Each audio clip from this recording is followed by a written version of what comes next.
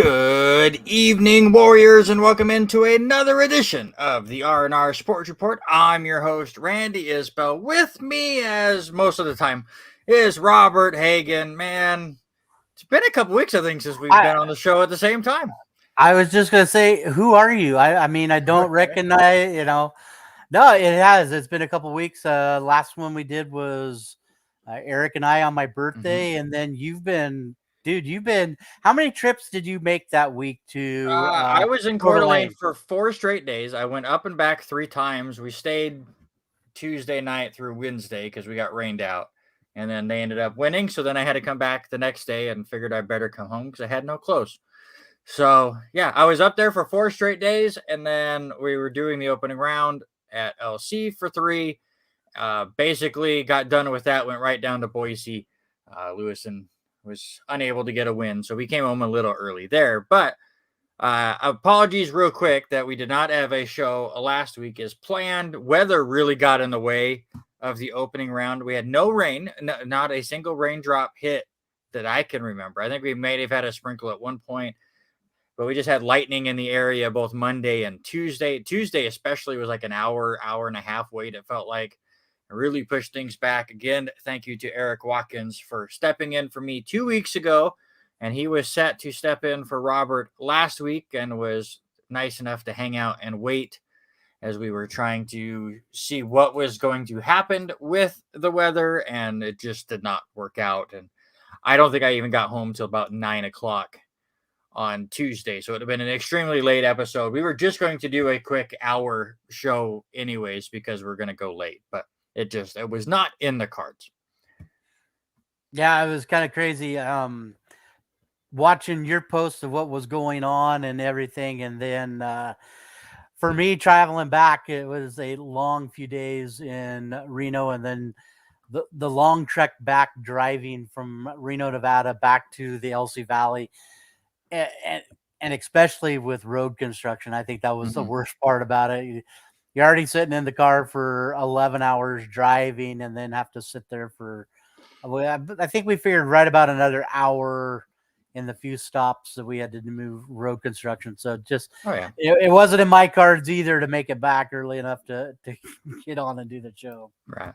And that's the way it is. We will let you guys know right now, and we'll try to remind you throughout. There is no show next week. The NAIA World Series will be in full force by next Tuesday, and Hagan and I will be absolutely swamped. And I don't know if either of us will be even home before like 10 o'clock on that Tuesday. So no show next week, but then all of June, we will be back here for you. Have some fun with the summer shows, really dive into the baseball. Obviously, all the local stuff will be done by then, but that allows Robert and I really just to kind of goof around for 2 hours and come up with side games and goofy stuff. And that's where we can kind of test things out for the upcoming year. But real quick, like we said, both of us have been extremely busy, so I will give you the floor, Mr. Hagan, and tell us how fantastic and how high up on these leaderboards you are over there because you bowled the National Bowling Tournament last week. I've answered the question so many times over the last week. Well, how'd you do? How was it? We'll just put it this way: it is very humbling to go and bowl nationals, and that always it's very humbling. And those of you that don't know, when you go and bowl the national tournament, it is a sports shot, and it right away going in. It is almost 20 pins under your house average, your home average, and that is what it was for me. Get in there and bowl. Shot average for a team, and then singles and doubles was a monster. They made it quite difficult. There's only been, I believe now, since I've been home, I think there's been one more 300, but I want to say just a total of 4 300s on the singles and doubles pattern. They've made it extremely tough to the point of if you were too far outside, it slid off the lanes. If you missed inside, you were taking out the 4-pin on a strike ball. So it was a tough shot. I did do, me, I did a little nuggets of math and all that. I threw the ball 164 times 164 times for my all events of 1466. So that tells you how tough the shots were. But the one big thing for me is I know you shoot your spares a little different than I do, but Mhm. I'm an old school guy. So I move my feet 3-6-9, the old school method, throw across your stay mark, all that. Uh, for me, shooting spares down there, on the right hand side, I was pretty much moving right and shooting hard and straight. I left more 4-6 combination pins than I probably have left at home in a few years. But I do have to say that I'm pretty proud of this one. I went 7 of 8 on 10 pins. I left There you go. That makes a big difference as far as score goes. 8 10 pins is all I left the entire 9 games that I was down there bowled, and I picked it up 7 of 8 times. So that was the main part of my. But it was all about hitting that fine line at singles and Mhm. doubles. But you know it's very humbling, and you know that going into Mhm. it too. Absolutely. And as Darren Tang always says, don't hook at your spares, kids. And that is And why, because sports shots will really mess with your spell shooting and how much your ball will hook when you're going at different angles. yeah, it was all about just pushing the ball up the line and hope you All right. covered and not try to hook it out. Yeah, and then real quick, like I said, I was down in Boise for the state tournament. Lewiston did a fantastic job of battling through and made it to the state playing game the Saturday before and came from behind to win that game. So I was able to make it once again down to Nampa. Very cool field down there at Wolf Stadium for the College of Idaho. Ain't much dry. Yeah, well, it never rained. It never rained. It was just lightning last week. That's for sure. But oh yeah, the rain was definitely for Coeur d'Alene. But the one good thing with College of Idaho is they have a press box, which is always nice. So even if there was weather, I was safe. It did not go the way of the Bengals for sure. They once again ran into Waihe, who I swear it was just built to win state championships in sports. We'll talk about that in the second hour. They once again met up in the first round, and Bengals kept right with them for 5 innings. It was 1-0 for a long time, but I forget what the exact numbers were. The PA guy for the state tournament was awesome, and he was also the official scorer, and he was just keeping track of weird numbers. And I want to say Carson Kolb was at like 68 pitches at one point in like the early third inning, and he comes across and says, "There's been 28 foul balls in his 68 pitches." Like that's why he was just sitting there fouling everything off and waiting for their pitch. So give credit to them.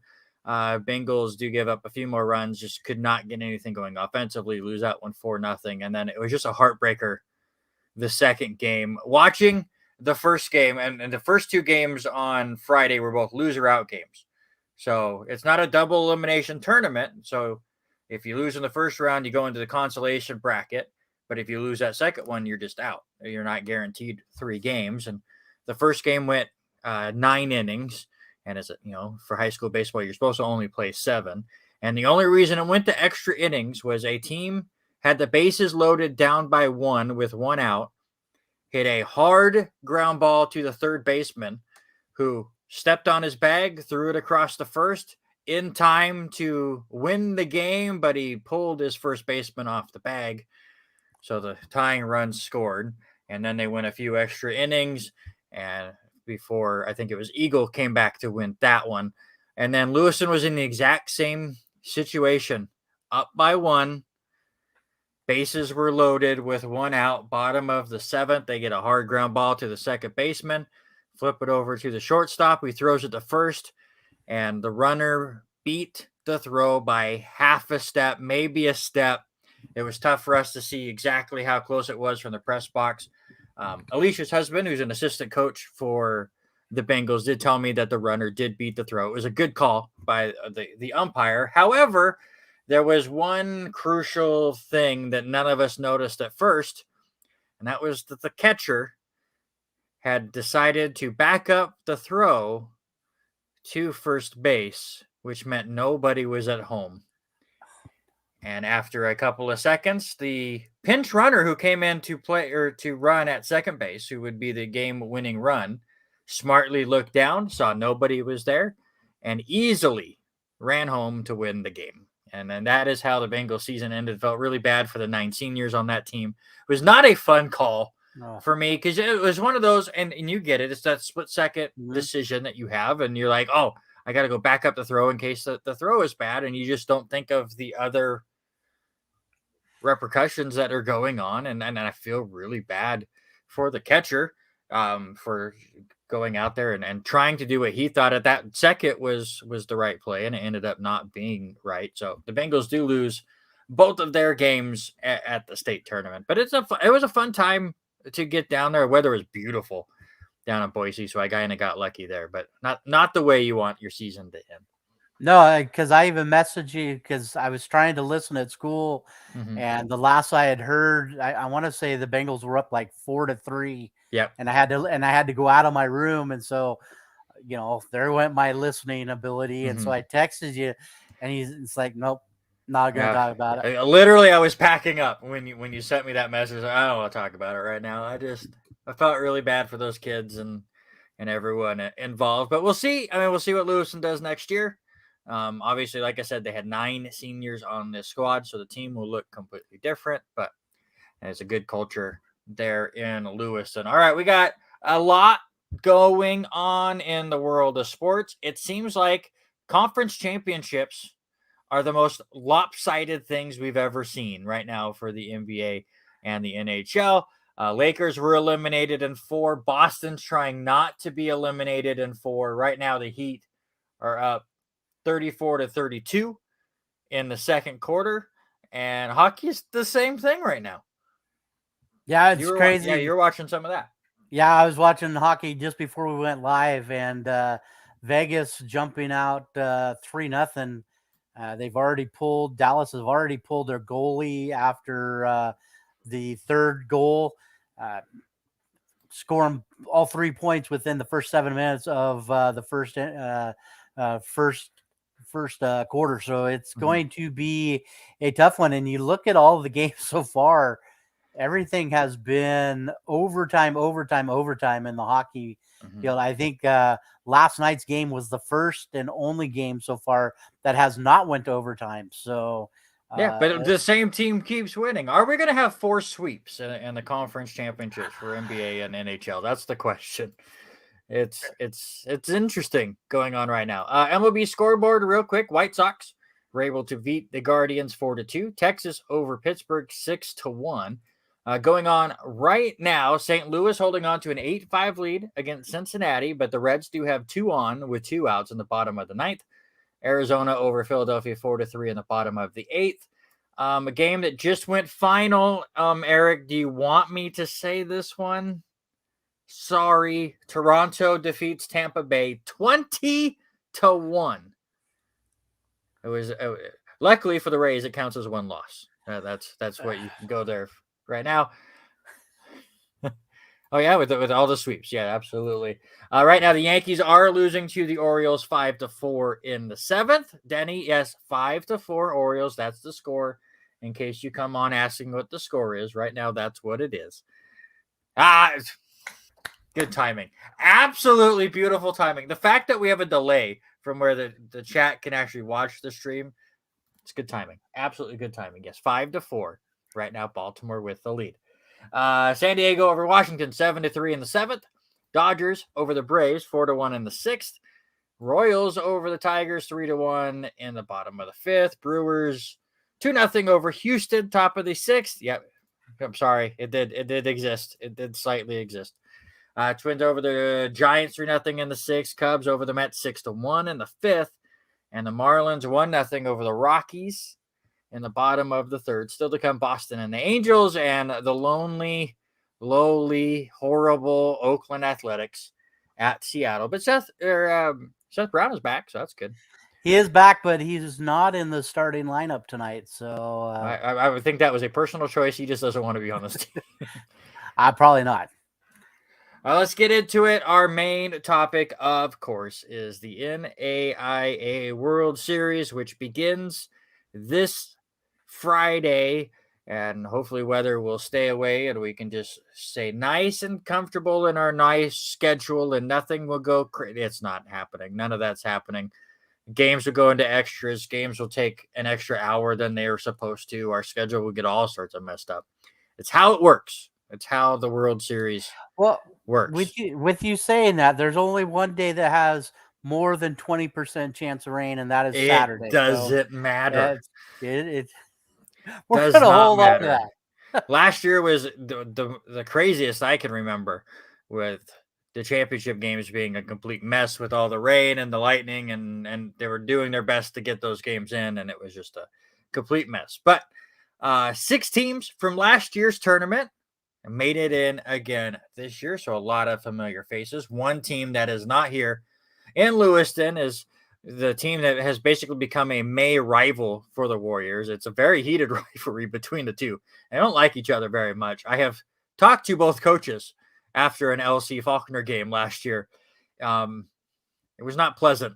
We'll say that. There was a lot of 4-letter words that I could not put into the newspaper. But Faulkner is not in this tournament. Snaps an 8-year streak that they had been here, and it wasn't close. They were 16-34 on the year, so definitely a down year for them. However, I say it was not close. They were 1 game away from winning their conference tournament, which would give them the automatic bid into the opening round. And then, as we've seen, anything can happen from there. Obviously, the NAIA World Series has been here in Lewiston since 2000. Denny, correct me if I'm wrong. Right now, the current contract is up after next World Series, right? 2024, I believe, is when this one is up. So expect a lot of contract talks coming up, you would expect, and see what will happen after that. 2025. Thank you. Some interesting things happened in the opening round this year. We saw it firsthand at Lewiston. 3 number 4 seeds advanced through the opening round brackets to earn their right to Lewiston. There was none last year. 0 last year. But congrats, of course, to the LCSC Warriors, who won in their home bracket as the 4 seed. A lot of really good games that we watched in the opening round. Mid-America Nazarene, who was here for the very first time last year, liked it so much that they decided to come back. Really interesting path that they have taken to the tournament. Talked to their coach today because they're the team I did the preview for, helping out the Tribune get their special out. That will be out Friday morning. And Indiana Wesleyan out of the Kingsport bracket. Indiana Wesleyan, who will take on LC on Friday. They're making their first ever appearance in the NAIA World Series. Other than that, it was pretty cut and dry. 1-2 seed in Taylor, also from Indiana, also in the same conference of Indiana Wesleyan. So, one conference with 2 teams coming to Lewiston, and then 6 1 seeds. And most of those were returners, other than Cumberland's, who is not the Cumberland that we are used to coming here. Cumberland's from Kentucky is making their first ever appearance in the World Series. And I don't know if you saw it, but the head coach for Cumberland's tweeted out something today that was really, really good. I have not seen any of that yet, so Let's see if I could find it. The NAIA ball had retweeted it. It made me laugh. He goes, all right, so Brad Shelton, the head coach for Cumberland's, says, info for fans in Lewiston. 1, yes, this is our first time here. 2, yes, it is our first time. 3, there's another Cumberland in Tennessee. 4, we are in Kentucky. 5, Woody as well. Talked to him last week. And 6, no, I didn't replace Woody. That's a different school. It's awesome. I love it. yeah, Danny's right. Don't confuse this year's participant. That you got that S on the end, but Cumberland University. So, yeah, there's a lot of weird. Like, there's Cumberland and Cumberland's. There's a couple. Crap. Now I'm blanking. What school did we have in the opening round? That there's like 3 of them, but they're in different Concordia. Concordia is I was blanking on. We had Concordia of Michigan making their first opening round appearance. There's Concordias all over the country, it seems like. I want to say there's 3 that have been in the World Series before. How about Wesleyans? How many different Wesleyans are there? You've got Kansas Wesleyan, Tennessee Wesleyan, Oklahoma Wesleyan, the Indiana Wesleyan coming here this year. And you've got the Mid Americas. I'm excited, and I know you said you were going to do their story. I'm excited. How does Mid American Nazarene come back after being here last year and compete, knowing what is at stake and what they know now of what they've seen last year. And that's one thing that I did talk to Coach about. And again, you can read the full story, which is not huge. It's like I had to cut it down to 500 words, so it works out pretty well here. But his whole take was, they know they're basically the underdog. They're coming in as the 10 seed. They got a taste of it last year, and their whole thing this year was not going, we have to make it back or we have to get to the opening round. It was just it's that normal coach speech of, one game at a time, and we're just going to try to improve. And that spoke no further than their start to the year. They won their opening game, and then they lost their next 8. They started the year 1-8, then fought all the way back. They were 6 or 7 games above 500. I don't have my notes in front of me, but turned their season around. Were looking good. Then they lost their last 6 games of the regular season and their first game of the conference tournament. So then an 8-game losing streak basically to start the year, then a 7-game losing streak, which put them 1 game away from being eliminated. And they end up winning 4 elimination games, get to their conference championship game, which got them the automatic bid. They head to Shreveport and they beat the host LSU Shreveport twice, including a game where they were down 5-4 in the 9th inning and end up taking the lead on a bases loaded walk, of all things. So the team has battled through a lot of stuff. I'm very curious to see how they do as a 10th seed here now that they've been here once before. I want to say there's 18 players that were on the team last year that also are making the trip here to Lewiston. He was telling me they came in 4 different packs. It's an interesting travel situation. They traveled in 4 different groups, and then they all met up in Spokane, and I think they were all coming down either today or early tomorrow whenever all of the 4 groups got in. But there's going to be a lot of great stories, and that's what I really like. It's obviously with the passing of Don from the Tribune has put a lot of work on those guys' plate. But I think what Steph and all of them have been able to do with it is really cool. They obviously reached out to a lot of people that used to work at the Tribune as well. And I remember when I worked there, we all had like 2 or 3 previews that we had to do while doing all the local stuff. But now with them trying to reach out and a lot of people saying, hey, whatever you need, they brought back a bunch of people that used to write for the Tribune, and we each got one. So every single story will be wrote by one specific person. Obviously, a few of them that are still down there will work as well. So you're going to hear or read some words from people that haven't wrote for the Tribune in years. I think it's very, very cool. And the email I got was pretty funny of basically saying, this is the We Are the World of the Tribune, or whatever that one song was back in the 80s. But yeah, it was great. It's going to be fun to be a part of. And there's going to be some awesome stories that come out of some of these schools. That's for sure. Yeah, you were talking about that. It's going to be weird thinking about who's going to be in that box because, how many times you and I worked that game and not seeing Don in the box up and down and chatting. But yeah, I think another big one that we didn't really hit on is, LSU Shreveport. You said it huge right there a minute ago. Mid Nazarene comes out of that with the win and everything.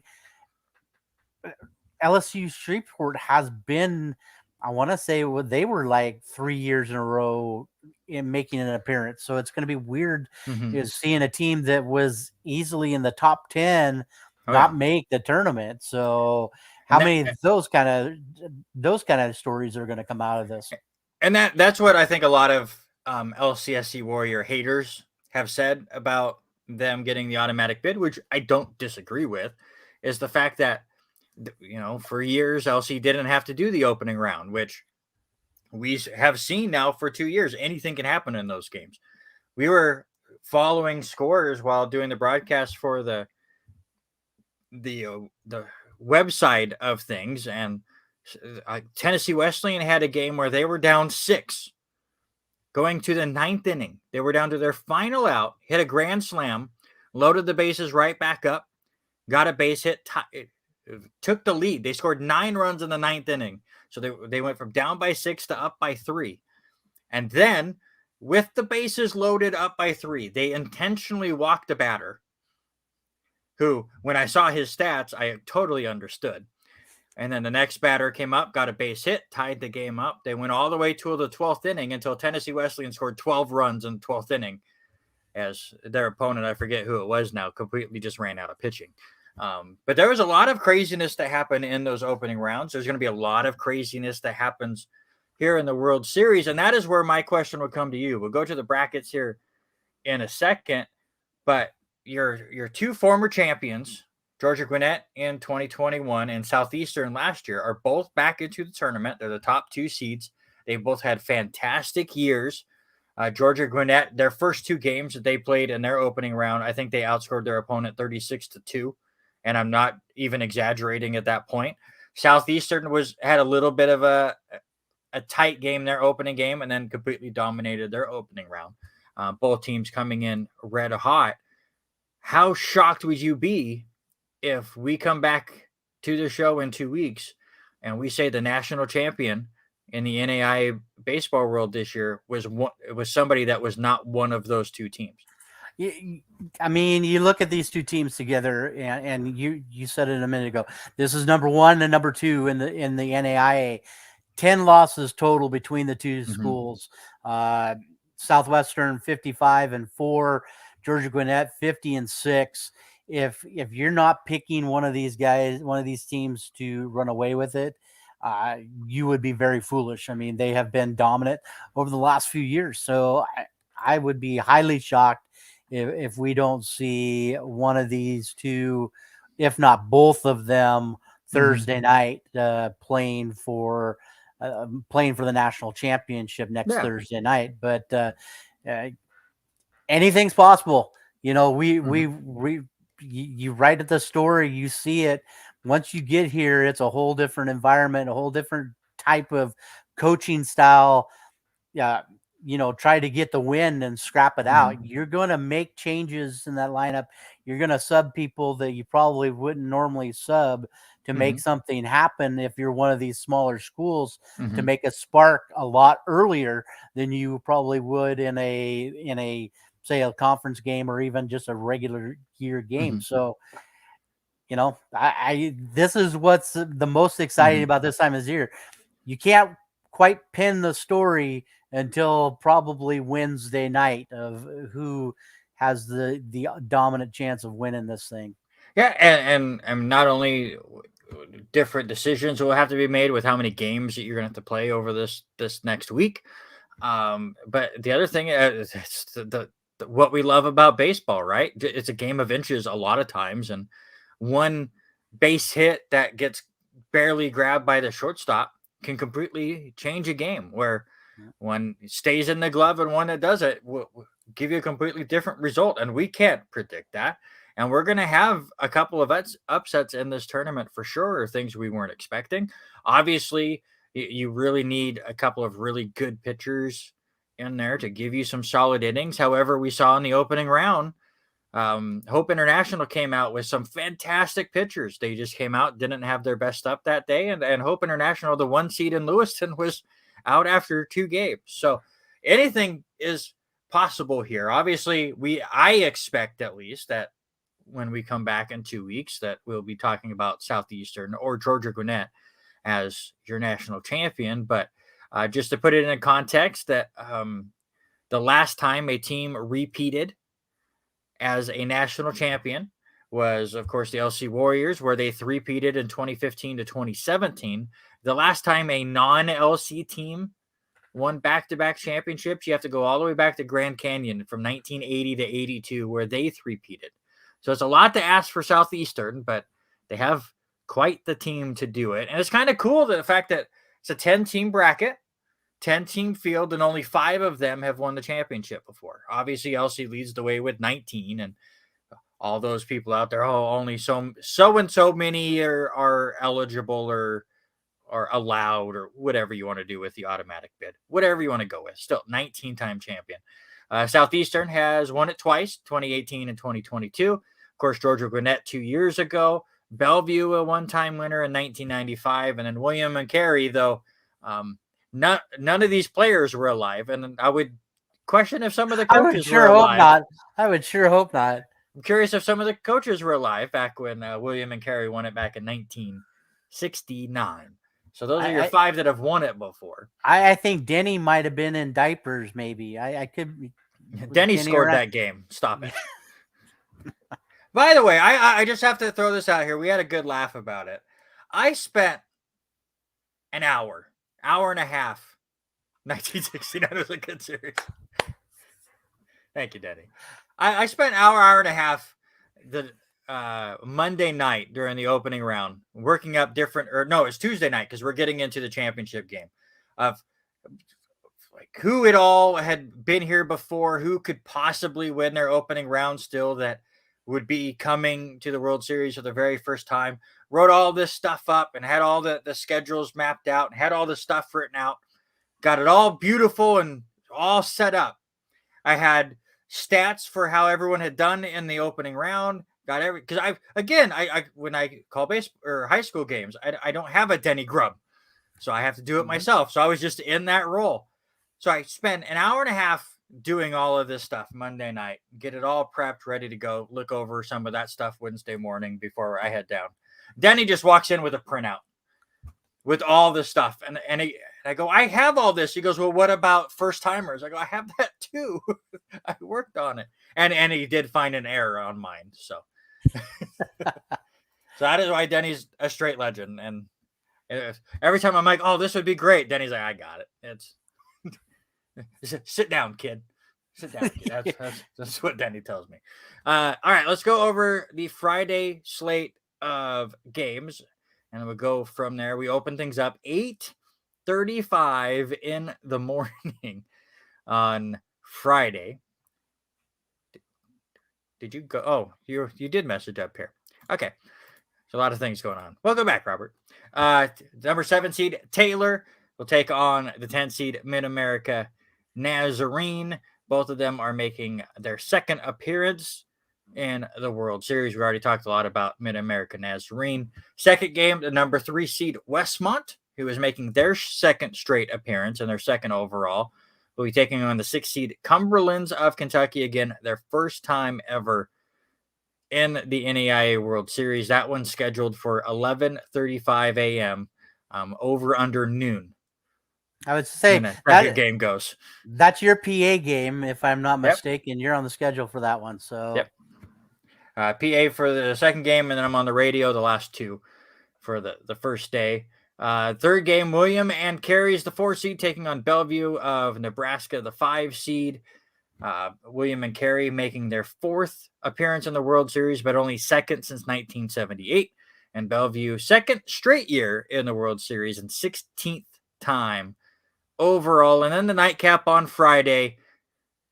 Talk about a David versus Goliath on paper. LC has struggled this year, and this should be a pretty good game. But as far as experience goes, the 8 seed Indiana Wesleyan making their first ever appearance in the NAIA World Series. It's the night game on the first night of the World Series against the host, the Lewis Clark State Warriors, who the fans will show up and be extremely loud.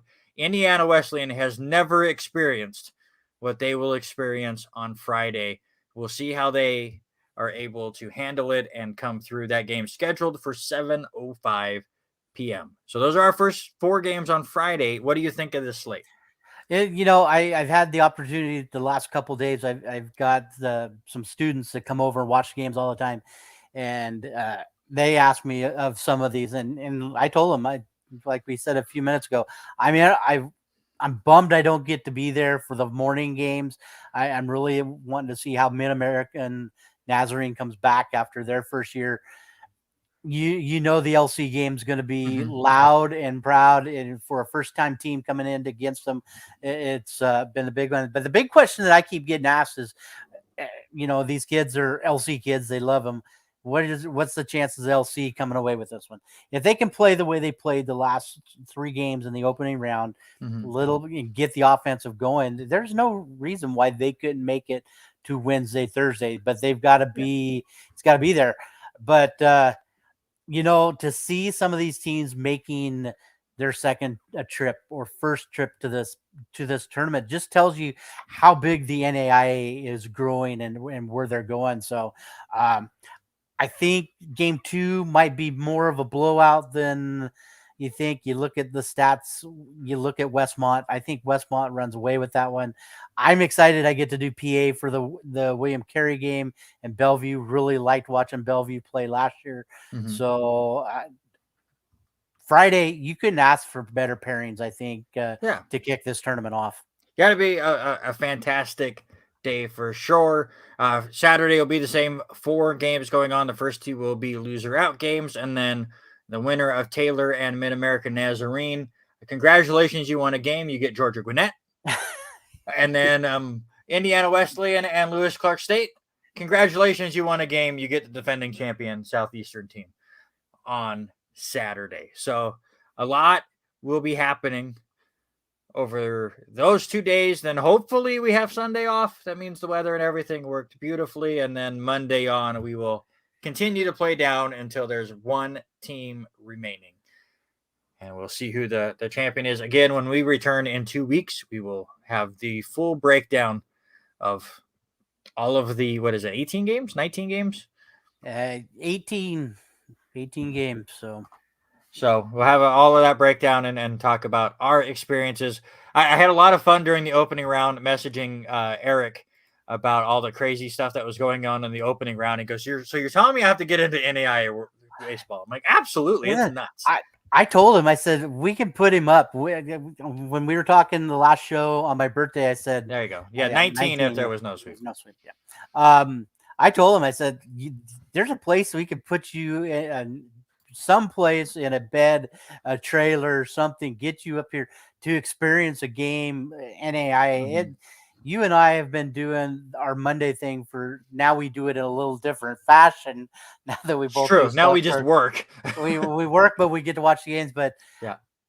the experience just to come in and watch this and how the community goes around all these teams, it is amazing. If you are local and you have not got your tickets yet, get your tickets, get out here, support all these teams. It's a fantastic experience. So Absolutely. All right. So that is our chat for the NAIA World Series. Now let's get into the NFL, and we won't get crazy into it like I think Eric and I were getting ready to if we were able to be on the show last week because the NFL schedule came out now almost 2 weeks ago.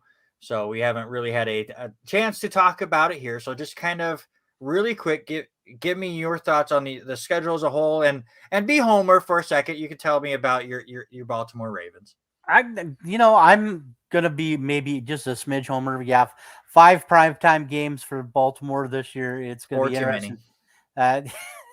One of which is going to be early morning over in on NFL Network over in London, taking on Tennessee. So it's going to be a great experience. I think the schedules makers made it right and how they set things up, because you look at week 1, there's some good matchups in that first week, and I think they're trying to get us intrigued and get us locked in quick.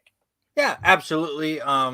They try to front load these schedules anymore to try to get people back home to watch their games. Obviously, it's September. It's still hot out. People are still enjoying the end of their summer. Obviously, school starts for most people by now, but a lot of families will still try to get out on the weekends and enjoy the weather while they can. And the NFL is like, no, you have to come watch these matchups. And like you said, they do a really good job with it. Obviously, you and I get more intrigued with the NFL schedule based off of our bowling league, and then I ram a bunch of colored squares together to put our lane assignments together once I finally do get the schedule. So always the schedule release day is always big for me because that means all right, I can start getting to work on the next season. But with that said, what is the best game of week one? What game are you most looking forward to when the NFL gets going again? I had two written down, but I'm gonna leave the one for you. The correct I'm answer, gonna, yeah. yeah. I think there's a few good games on that first week, but I'm gonna lean a little bit uh, farther the other direction. I'm gonna take Tampa Bay, Minnesota, and I know we're gonna kind of about this, but I'm gonna see how Tampa Bay plays without Tom Brady. I want to see Mhm. how Minnesota, both of them were playoff teams last year. So how does this all come in? What is the next step for this team, and where do they go?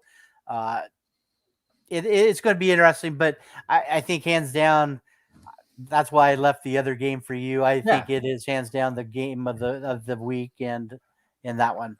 Yeah, they did the Jets 0 favor at the beginning of their schedule. We'll talk about that in a moment. But Monday Night Football, we had predicted it was going to be Jets Giants with the whole September 11th thing, but they did it right. Buffalo Jets Monday Night Football, so it is still a New York thing. And let's be fair, it has the only actual New York team in the game. But obviously, uh, with the whole New York implications and the division implications, Rodgers' first game with the Jets against Josh Allen. So that just adds even more intrigue to it. It's going to be a lot of fun. So yeah, that is by far the best game of the week. Interesting that it was the Lions that ended up playing Kansas City in that first Thursday game. I don't think that does Detroit any favors, as it's not often that you can go into the defending World Series champions house that first week where they're doing all of the celebrations and the crowd is going completely insane, and then you go in there and beat them. It just doesn't happen that way. But you looked at it, how Detroit had finished up the season playing almost the spoiler role there in week 17 and 18. They played quite well towards the end. I Mhm. think it's going to be a game, but Patrick Mahomes should run away with that game. You look at some of the other games, I think another matchup might be, uh, and it's an AFC North game, but it's Joe Burrow's taking on Mhm. Deshaun Watson. I Yeah. think you have to look at that game as being a possibility of, interesting outcomes. So it's going to be an interesting thing.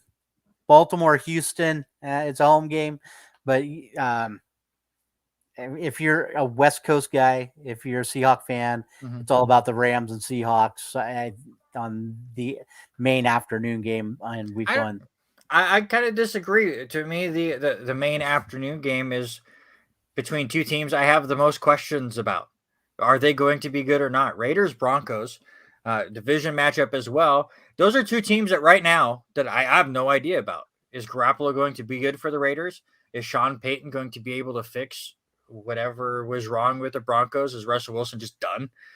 There's a lot of questions there. I don't think either of those teams are at the level of the Chiefs anymore, Hmm. and I don't think anybody will predict that, and none of us are. But the AFC is extremely tight as far as getting 7 teams into the postseason, and that'll be a big game between those teams if they want to show that yes, we should have playoff hopes and playoff implications. And it's the same with the Bengals and Browns for you.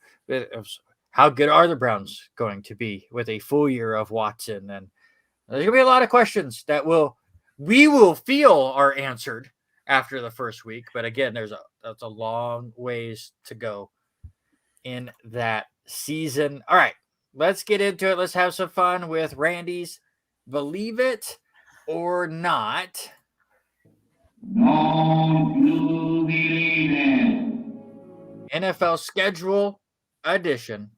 And I'll start Homer because I already know there is no team in the NFL that has a harder first 6 weeks than the New York Jets. So I just read it, so I pulled up your schedule. I'm looking at it. Yeah. You do. I mean, first 2 weeks, then you got 4 and 6. So let's just run through it. Just let's not Yeah. throwing out numbers. So You host Buffalo, then you're yeah, at Dallas, though Aaron Rodgers does own the Cowboys in Dallas. So we'll see how that if it translates to New York. Then you host New England, and while we think New England won't be as good as they've been, it's still Bill Belichick, who the Patriots have just owned the Jets for it feels like 2 decades now. Then you're hosting the Kansas City Chiefs. I'm not gonna like make jokes if Robert Taylor's still listening and say that the Jets are going to dominate that game. That's a really tough game. Then you're at Denver, Mile High Stadium. Again, what will Sean Payton do with this team? Will they be any good? And then you get the other team from the Super Bowl and the Eagles, and that's no easy task as well. That's a brutal first 6 weeks. yeah, but then you can look at week 7 and lick your wounds and go and run the table, right? I hope, but there's just Giants and then Chargers and Bills still. Yeah. We saw Dolphins twice. It's a tough schedule. I think you're right. I think it is going to be tough. I've seen what Sean Payton does in Denver with that team. Philadelphia is going to play you guys hard, extremely tough too. I hope they won't.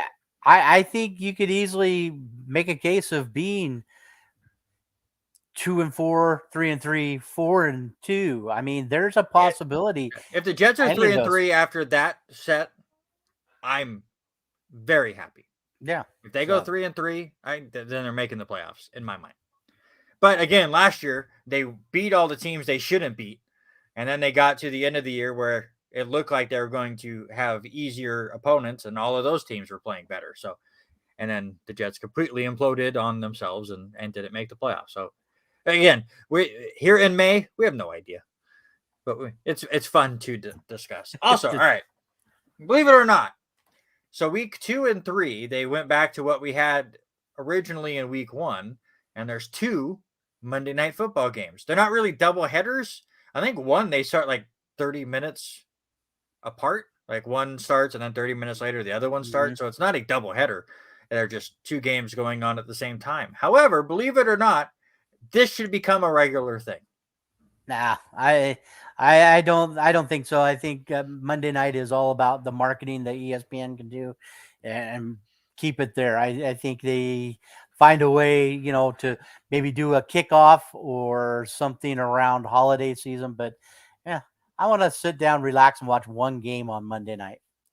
But would you rather sit down and watch one game and by halftime it's 37-10 and it's not even a game anymore? And you're like, well, now what do I want to do? Or do you want to watch a game and you go, well, this is a blowout. I'm going to go switch over to this one. It's close. I think it's a good backup plan. Yeah. I think it's just one. For me, it's just let it keep happening and have one game on Monday night, focus on it, and go from there. Cut Thursday Night Football, give us 2 Monday Nighters. That's what I want. Monday Night Raw definitely does not want that. No. At all. But how about this one? Jacksonville getting back-to-back London games is a huge disadvantage to Buffalo. I think 100%. They're going to stay in there and keep practicing right there in Jacksonville. I heard an article yesterday as I was working on some of the notes, and they are thinking Jacksonville takes that big step forward and is a major contender in the AFC. I think it just gives them a little extra practice time there that's getting to the point. We're going to see, I think, sooner than later, and I hate saying this, that we're going to see some teams coming out of Germany that are going to be stationed in Germany, stationed in London, stationed in Mexico City sooner than we think.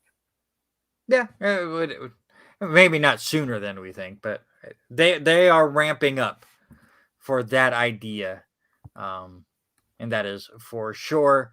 How about this one? This is nothing set on the way the schedule is this year by any means. It's just an overall thought. Having an early bye week is better than having a later bye week. Believe it or not.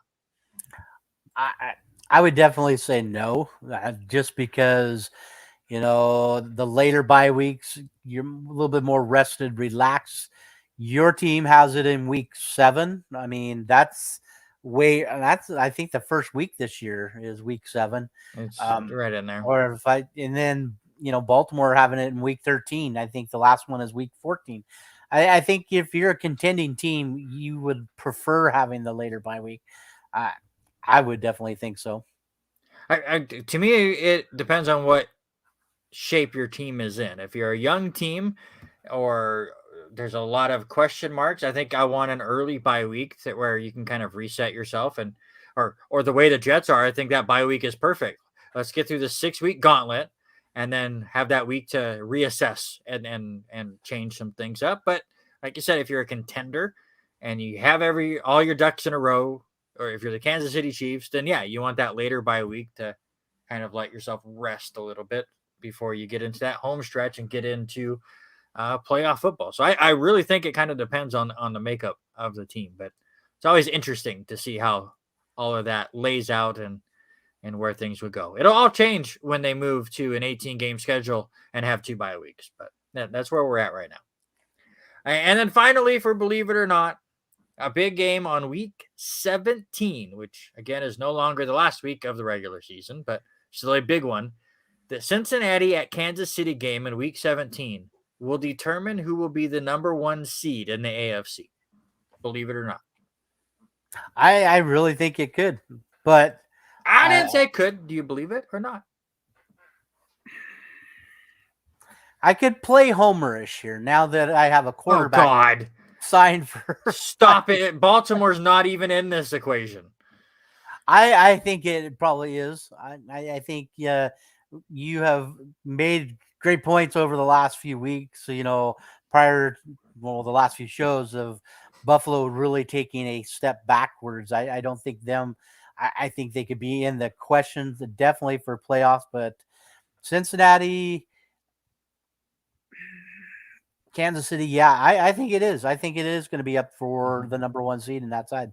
I think it will too, and obviously the AFC East will beat each other up. There's a chance the AFC North will beat each other up too. I think that's a reason why there's a lot of talking heads that are really high on Jacksonville. Like you said, some people think that they will take that top seed because the AFC South is so bad. So they feel like that's 6 straight or 6 easy wins for them. So it could be interesting. There's going to be a couple teams still in the mix, but obviously Kansas City will be in this mix for the top seed. So it's easier to say believe it than not believe it, just for the fact that Kansas City is a part of that game. Tom Brady is now a minority owner of the Las Vegas Raiders. This is what he was trying to do with Miami, and then his whole point was then to become a owner player. Is he going to play for the Las Vegas Raiders next year? I don't see it happening, but it's weird that Mark Davis would finally sell off part of his shares. So I guess in this world anymore, anything's possible. But he becomes, I believe, only the 3rd player to ever buy ownership. George Halas was one. I read an article. Uh-oh. Are you telling me that New York All rise! Here comes the judge, Denny. 2 outs, bottom of the 9th. 0-2 pitch. Don't throw one right down the middle to that man. Do not. 102 off the bat, 403 into left field. Tie game. That man is so insane right now. It's gross. What were we talking about? We were talking about Tom Brady and him being He sucks. It's all about Aaron Judge. Aaron Judge is the man. Aaron Judge owns Major League Baseball. How about that? A couple other news stories that did come out. Levi Stadium will be the host for Super Bowl 60. It's crazy. We're getting up to 60 at this point. That will be in 2026. Obviously, Vegas is next year. New Orleans the year after that. Also, the NFL draft in 2025 will be back in Green Bay, and Haley has okayed us going back to Green Bay for that. It won't happen, but she has okayed it. And it'll be in Detroit the year before. Yeah, save you some money. It'll be interesting to see. All right, now we got to get to the sad news. I'll let you talk about it, but I want to preface it with there was a I was not around when they played. I'm No, gonna but say that. there was an older gentleman who was doing the IdahoSports.com play-by-play for the Idaho State tournament. And the look on his face when I announced this news, because it popped up on my phone, and I announced it during a lull, and the look on his face he gave me, and then the moment we went to commercial, and he pulled down and he goes, "Excuse me," it was interesting, and it did kind of give a chuckle to me. But go ahead. Yeah, this past Thursday, Hall of Fame running back Jim Brown passed away at the age of 87. He played all 9 years for the Cleveland Browns, played 118 games for that ball club. Every one of the games he played, he started. He left football at the age of 30. He had over 1,200 yards, 1,200 and or 12,312 yards on 2,359 carries, average 5.2 yards a carry, third all time. And this is your trivia question, sir. I don't know trivia questions. I'm watching the Yankees. Go ahead. Third all time behind which two running backs are ahead of him in yards per carry? Do you know? No idea. One is an active player. I will give you that hint. Is Derrick Henry that high? I think the Orioles are in the rain delay. I love it. I was going to say Barry Sanders was one, but I don't know. No, which is funny. He is behind the current one, Nick Chubb. He averages 5.24, but the one that leads in yards per carry is actually Jamal Charles, averaging 5.38 yards per game. But some other crazy stats, he caught for right at 2,500 yards, had 126 total touchdowns, 106 on the ground, 20 receiving. He even threw the ball a few times, passing 4 of 12 for 117 yards, and he had 3 touchdowns. Yes, I said that right. I looked at that stat too. He had 3 of his 4 completed passes were for touchdowns. Go figure. Well, they weren't expecting him to throw the ball. The wide receiver had to be wide open. Yeah, he was a 3-time MVP in 57, 58, and 65. 9-time Pro Bowler. Every year he played, he was a Pro Bowl. 8-time first team All Pro. He was inducted to the Hall of Fame in 1971. Huge actor. He had over 53 movie credits. He had some leading roles in The Split, The Riot, Ice Station, Zebra, and most notably with 100 Rifles, which was kind of a little spicy for the first time in his career, and then also very huge civil rights advocate. So sad news for NFL world, but Jim Brown has passed away at the age of 87. Yeah, it was shocking news. Also, to say the least, was not obviously expecting it. Obviously, with how old he is, I guess it's not super surprising, but it's never that news that you want to be reading about. For sure. Let's get into some more LC news. I went to a press conference yesterday as they had the press conference for Caitlin Orlandi and Katie Palmer, the new head coaches for the women's basketball team and the LCSC volleyball team. It's the first time since 1986 that both of those programs are headed by women, and it was a nice little press conference. I had meant to. I have the whole press conference on my phone. I was going to get clips and play them because obviously they are both extremely busy right now, especially Katie because she's still doing her, administration role right now, getting ready for the World Series. So I was going to play some of those clips, and I just did not get around to throwing them on the computer. But it just was interesting to hear both of them talk about getting ready to take on these roles. Obviously, some of the big changes that are going on with basketball, with Brian Orr stepping down after being there for 22 years. It was really, really cool that both of them, obviously played here for LC. Kaylin stuck around after being a player and became the assistant coach for Brian Orr. Katie moved around a little bit, came back just last year to be a part of the administration office. And, you saw her several times when you would do PA just getting really into the volleyball and missing coaching. And she had said the moment she heard that job was open, she jumped on it and was able to get it. And it'll be really interesting to see where both of these programs go now with these new coaches. I think both programs are in good hands. I do too, 100%. And seeing, they talk about trying to blend in more women in coaching and all that. And it's great to see where LC is going with some of their main things, and the Tribune, hats off to their article they wrote up, now with a woman president, now with a woman athletic director, now with our dear friend Alicia as the SID, one of the nationally known SIDs. LCSC is making huge strides in this whole Title IX thing and getting the equality set up. And I think it is awesome. I can't wait to see what these guys do. I don't know. Hold on. Let me go back. Let's see if Taryn put it in the article. Let me see. I had his article up. Did he say it? That's the question. I don't think he said it. I don't remember him saying it. No, it doesn't. I think he just said 2 women's coaches in 1986. Yeah, I got what's funny, Denny, is I actually remember watching Steve Reed pitch at Harris Field, in the 80s. So, but no, you bringing all that up, it was a joke that Kaylin had. I think it was Kaylin that brought up, where she was saying that all the women were upstairs.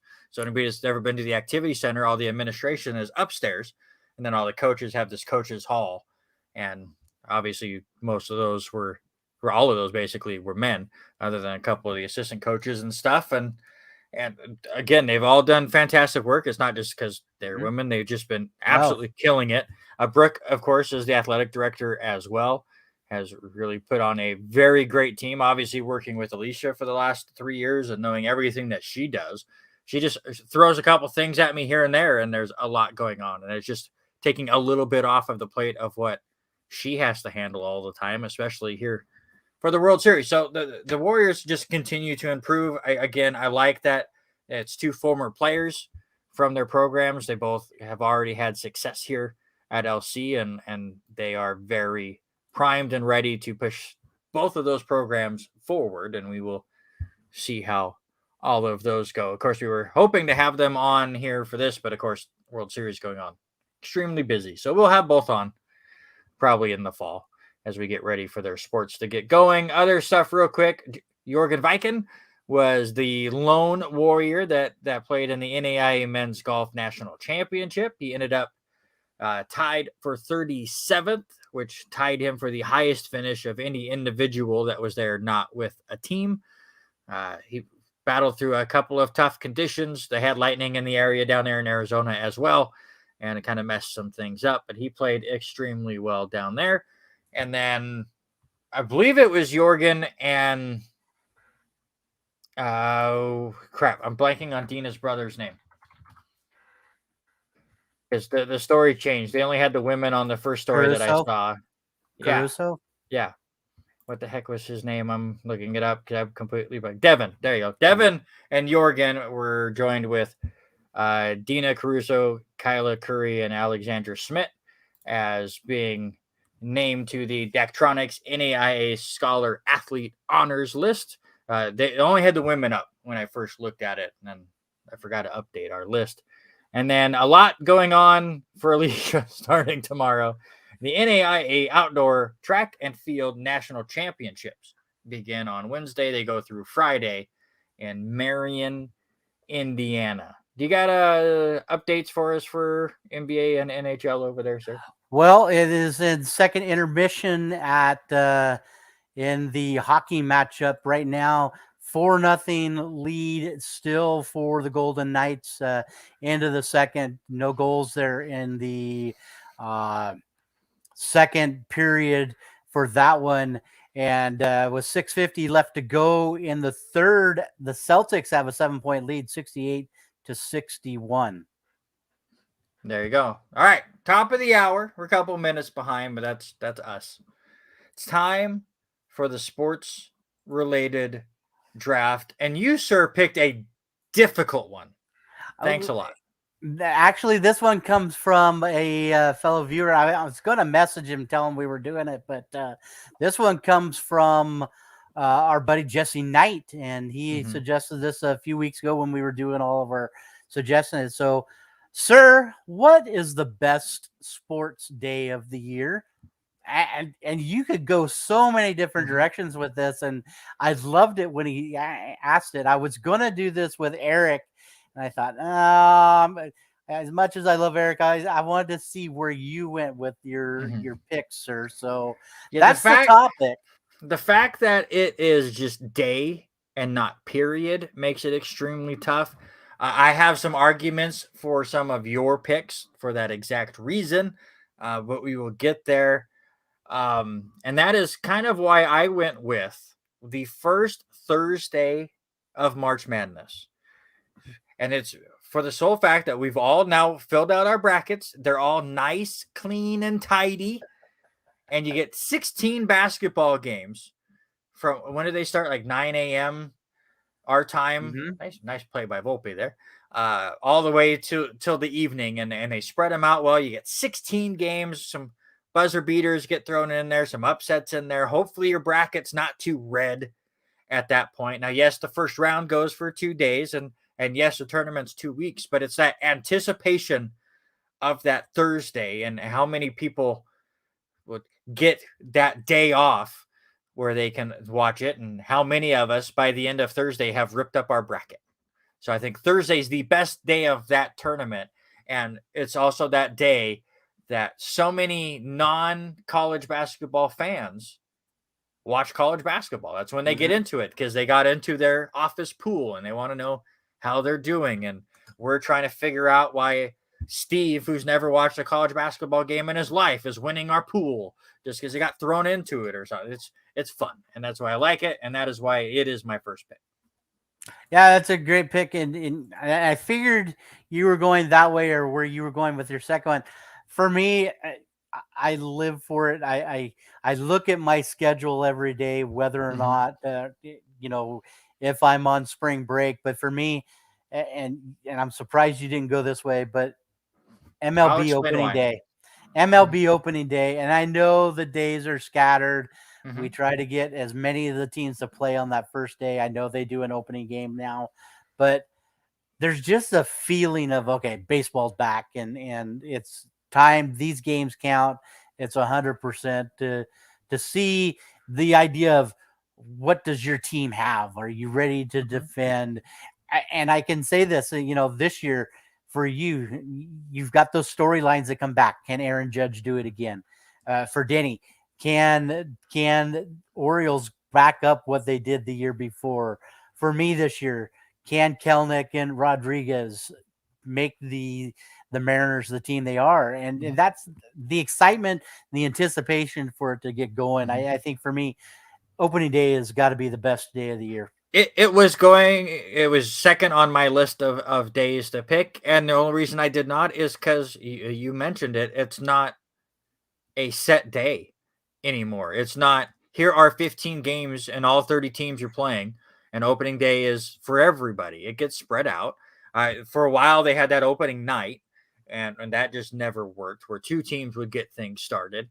To me, Major League Baseball is missing a golden opportunity to either that first Thursday or that first Monday of the year, start everyone off at the same time, or you can do it on a Mhm. Sunday. I think a Sunday would work too, and because everyone kind of has that extra day off at the beginning because they want to have a backup plan in case opening day does get rained out, that they still are able to fit it in. So you could have that first Sunday of the year, all 15 teams play, and all 15 teams have their opening day on the same thing. The couple East Coast teams start at 10 a.m. Pacific time. Some of the West Coast teams start at 7 p.m. Pacific time. It's just a full day of baseball that all gets spread out. Fox gets a couple games. ESPN gets a couple games. I know Amazon has some now. Peacock has some now. TBS has some now. Just everybody goes all in on that one day, and they really celebrate opening day. And I think then it would take over the top spot. But the fact is, there are a handful of teams that do not play on that first day, and things get spread out, and it doesn't get celebrated like it could.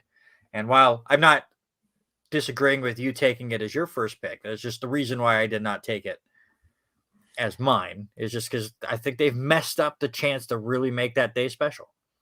Well, I mean, with that same thing you saying that way, that could be the same with your first Thursday of March Madness. I mean, only half the teams play, so it's Yeah, going to but be your bracket is on the line on that Thursday. Again, this is why I give you credit and I give Jesse credit for making it even more difficult by having to pick a day, not a specific time. Or you would just say the end of March, because it would be March Madness, getting ready for the Masters and all the other stuff going on. So it made it difficult. My second one, we're just talking about how trying to slate all these games. I'm picking just the one game, and it's for the same reason. And it's how many of us use that entire day to prep for the Super Bowl. There's no other sporting event where millions upon millions upon millions upon millions of people plan and set up for that one day. And we all get together and we watch the game, or you have your own setup to watch the Super Bowl. And again, not everyone watches the Super Bowl, but they don't give a darn about the best sports day of the year at that point. But most of us, while there's only one football game on, that's a 10 to 12 hour experience. Getting things set up, getting plans ready, getting to the friend's place or hosting the event. And then watching the game is just kind of there. And we all enjoy it and we have fun. You have the commercials, you have the halftime show. You could switch over, watch the Puppy Bowl if you want. Like, other channels get involved in this one day in sports. So Super Bowl to me is my second pick. And is that cricket? Is that lacrosse? Is that soccer? What is that? It's soccer. It's cross country. Cross country, yes. Another good day. I'm going to stay in football, but I'm going to stay with a weekend. I know it's weird to say, but I'm going to stay with a weekend. One day. And I'm going to One day. That was your thing. Day, not weekend. But day. Then I picked the opening round of the NCAA. So then it's the Saturday of Thanksgiving, and it's better known as rivalry weekend. You look at some of the biggest rivalries to play in football: Michigan, Ohio State. You get Florida State. You get Georgia. You get these teams. You get the Apple Cup. You get the Auburn game. So many different games, and a lot of these guys, it boils down to conference play with some of them too. So it's the first step in that direction of what's going to happen for the playoffs in another week. Where does the seeding happen? And a lot of games boil down to this weekend of, am I going to make the as you like to say, are they going to make the college football bowl season? That is. I'll definitely take the lead, but to me, it's the same thing here. You bring up just that Saturday after Thanksgiving. Some of those rivalries play the week after, just the way the schedules work. There's been many years, I believe, and Eric or Denny or whoever's listening, correct me if I'm wrong, because I don't have the previous schedules in front of me, but I want to say there's been many years where we've had Michigan, Ohio State one week, and then all of a sudden Florida State's the next week, and rivalry weeks get moved around. There's some of those rivalries are moving to the Black Friday, and they're playing the Friday after Thanksgiving, and that may change now that the NFL is trying to get in with the Black Friday stuff with the Jets and Dolphins this year. But the rivalry week is great. The rivalry games are great in college football, but again, it's not just on one day, and it hurts your argument a little bit. All right, going into the last one, I had a really tough time narrowing it down just to this one spot, and I was bouncing between others. This was going to be my honorable mention for a little bit, and it was moving around to different things. Like July 4th is always fun for Major League Baseball because they do that one right, and everyone has a really good time with that. But to me, I'm a racing fan. this day is always a lot of fun for me. I know it has lost some of its luster as IndyCar has kind of fallen behind Formula One as far as the popularity goes, but it's still, you can't deny 1,100 miles in one day. You get the Indianapolis 500 in the morning, you get the Coca-Cola 600 at night. For any racing fan, they just take the whole day there. It's always fun to see the stories of a driver trying to do both of those races and driving in the Indy 500, getting in a helicopter, and then flying down to Charlotte to race in the NASCAR event that night. So as a NASCAR fan, everyone talks about the Daytona 500. This is the ultimate day of racing where you get both open wheel and NASCAR on the same day. So that is why it is my third pick.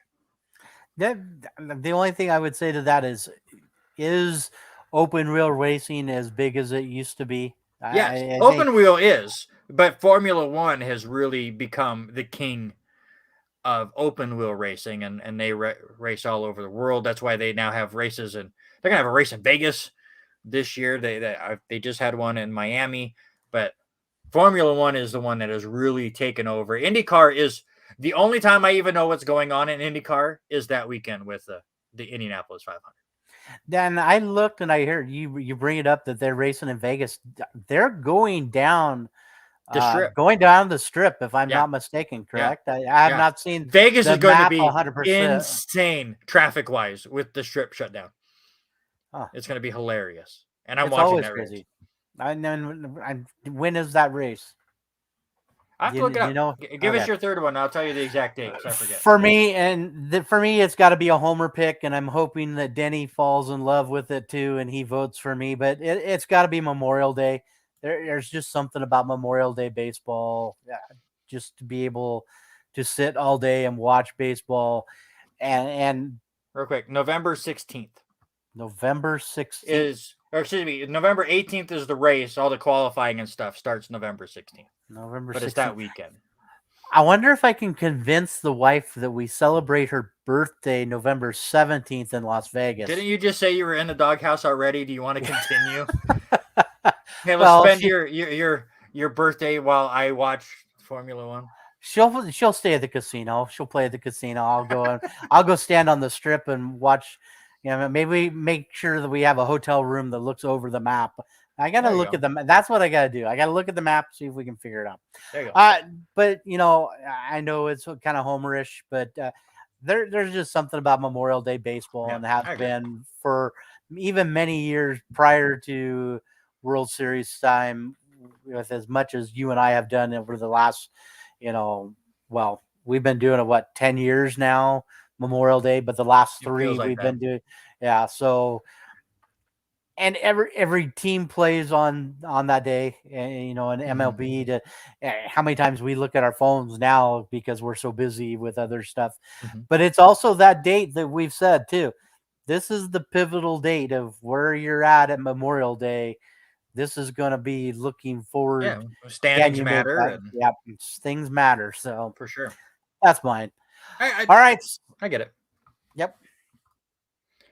All right, so here you go. Let us know in the comments below who wins this week's sports-related draft. Again, thanks Jesse Knight for the idea. Again, putting it down to a single day made it a big pain in the butt. I loved it.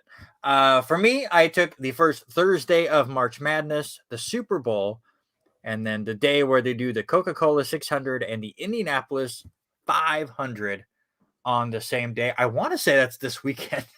It might be in 2 weeks, but I've gotten away from NASCAR with how busy I am in baseball and stuff going on. I want to say they've been doing a bunch of the qualifying for the Indy 500 this week. I could be wrong. But those are my 3 for Robert.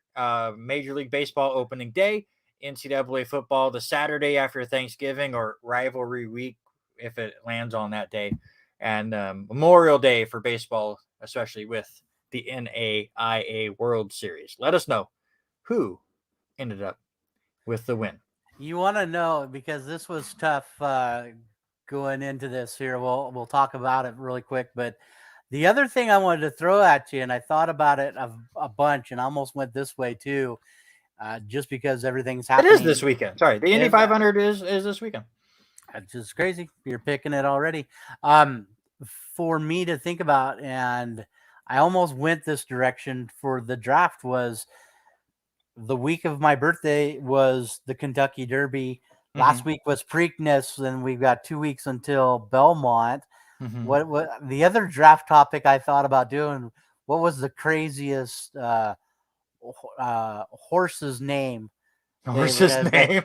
So, I mean, you've got so many different names or important names. You know, you look at Man of War, you look at Secretariat, look at There's been some funny ones. There's been some funny. I thought about going that way, but I forgot all about the week. Yeah, I guarantee you that my 3 picks would not be from winners.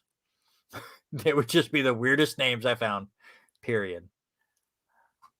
Well, yeah, Thanks, sir. I appreciate you. Yeah, I figured as much.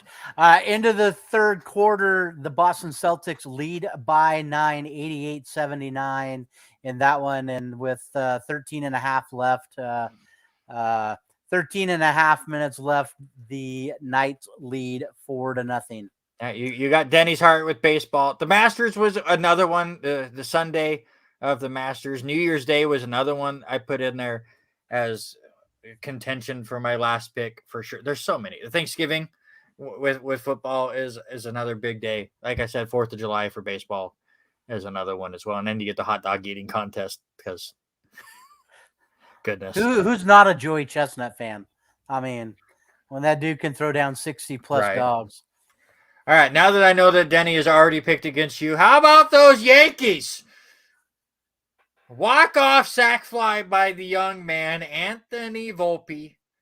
By the way, a little bittersweet. I forgot I'm facing Cameron in our fantasy baseball league, and he has Aaron Judge. So that home run hurt me a little bit. Anyways, let's get into it. Let's talk baseball. Not a lot of news going on. A couple injuries here and there, but nothing too crazy to go around. Let's do this because we will not be back next week. Talk about Memorial Day being that day you really look at the standings. Alicia would not. She needs my help. Denny doesn't want to do all the games by himself. I'm doing 10 of those games with him. He doesn't want to do them. Nice try, sir. I'll find my way in anyways. But let's look at the standings now. Again, I haven't even picked up my pass yet. Me neither. So I have to make sure I get there before Denny cuts it up, apparently. Let's look at the standings right now. Again, we always say Memorial Day is kind of that first day you look at it. Now a lot of teams are about 50 games in, so still a long ways to go. But how about the AL East? Right now, just Toronto is 26-23.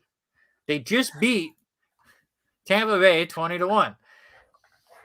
And they are in last place in the AL East. Still 8.5 games back. They have a better record than the Minnesota Twins, who leads the AL Central. And they are in last place in the East. Boston, half a game ahead of them. Yankees, with their win, they've now won 5 in a row, and 8 of their last 10 are 30-20. 2 games behind Baltimore, who's been off to a great start at 31-17, and Tampa Bay 35-15. Even with that loss, been absolutely insane. Minnesota, like I said, with a 3-game lead over in the Central. Texas still leading in the AL West, 2 games ahead of Houston. Seattle right now 1 game under 500, but they are playing those horrendously terrible Oakland Athletics, who are 10-39. Your thoughts on the American League? Just for record, to make you happy right now, the Mariners trail 2-0 to the Oakland. If you lose a series to the Oakland Athletics, you should not ever have a chance to make the playoffs this year. Any team that loses a series to Oakland this year, and this is in danger of the Yankees doing it later, I'm sure. But if you lose a series to Oakland this year, you are disqualified from postseason play.